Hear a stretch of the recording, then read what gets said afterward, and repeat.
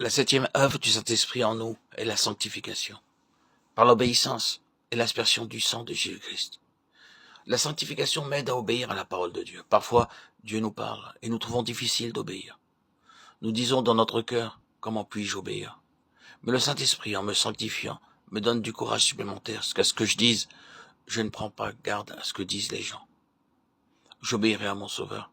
Il m'a appelé pour son service à le suivre, je lui obéirai. S'il désire m'envoyer là, j'irai. Ce qu'il dit, je le ferai. Ce qu'il demande, je le donnerai. Ceci est la véritable sanctification, parce que je sais que tout ce que j'ai est uniquement pour lui. Quelquefois, nous conservons de la vaisselle à l'intention de quelques invités particuliers, et qui ne doit pas être utilisée ordinairement. Il se peut que ce soit au service à café ou à thé, conservé dans le placard, pour un invité d'honneur. Lorsque l'invité d'honneur arrive, le magnifique service est utilisé puis rangé à nouveau. De la même manière, mon corps et mes facultés sont entièrement et uniquement réservés pour le Seigneur Jésus-Christ. Ils ne peuvent être donnés à personne d'autre. Ceci est la sanctification. Et avec cette sanctification, je suis capable d'obéir à mon Seigneur. Maintenant, Seigneur, demande et je te donnerai. Tout mon argent est à toi, mon temps est à toi, mon énergie est à toi. Demande et je donnerai joyeusement. La sanctification est aussi l'aspersion du sang de Jésus-Christ. Nous sommes constamment souillés par de mauvaises pensées en regardant une image ou en entendant quelque chose d'impur. Tout comme nos paupières battent pour enlever la saleté des yeux. Ainsi, lorsque je me sens sali par des pensées mauvaises, le Saint-Esprit œuvre en moi sans détour et apporte le précieux sang pour me laver. La parole de Dieu déclare dans Matthieu 15-19, « Car c'est du cœur que viennent les mauvaises pensées. » Il n'y a pas d'exception. Le seul remède est le sang. Il n'est pas nécessaire d'attendre jusqu'au dimanche de Pâques, à l'instant même où je suis souillé. Je m'écris, Seigneur, s'il te plaît, lave-moi immédiatement. Et il me lave à l'instant. L'œuvre du Saint-Esprit est d'apporter en moi l'aspersion du précieux sang, pour me maintenir parfaitement lavé à chaque seconde, à chaque instant, à chaque heure, et non pas de temps en temps. Certaines personnes prennent un bain une fois par semaine, et elles sont très heureuses. D'autres prennent un bain une fois par mois, et elles sont également très heureuses. D'autres encore prennent un bain tous les 3 mois, et d'autres ne prennent pas de bain durant de longs mois.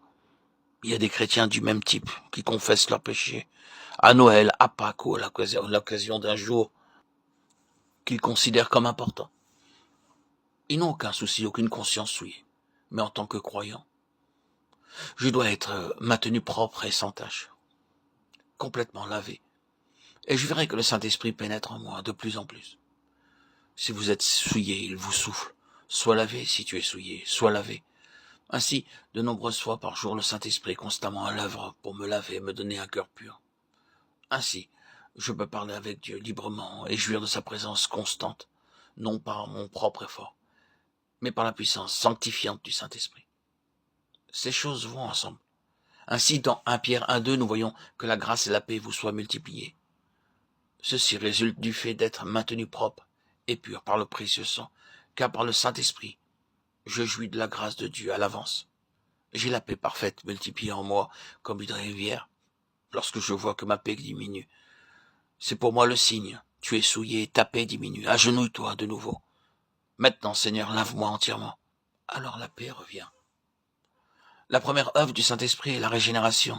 La deuxième est de nous baptiser en un seul corps pour nous sentir parfaitement un avec chaque enfant de Dieu. La troisième est le sceau pour notre sûreté. La quatrième est le gage pour nous montrer notre avenir, l'héritage céleste. La cinquième œuvre est l'esprit de révélation pour me montrer mon appel céleste et le privilège de recevoir en moi la puissance de la résurrection pour tous mes besoins. La sixième œuvre consiste à être fortifié avec puissance dans l'homme intérieur pour jouir de son amour, de sa plénitude, et aussi pour être enraciné en lui. Enfin, la septième œuvre est la sanctification, par l'obéissance et une constante purification. Amen. Gloire à Dieu au plus haut des cieux et paix sur la terre aux hommes qu'il aime. À toi, Seigneur, tout honneur et toute gloire pour les siècles des siècles. Alléluia.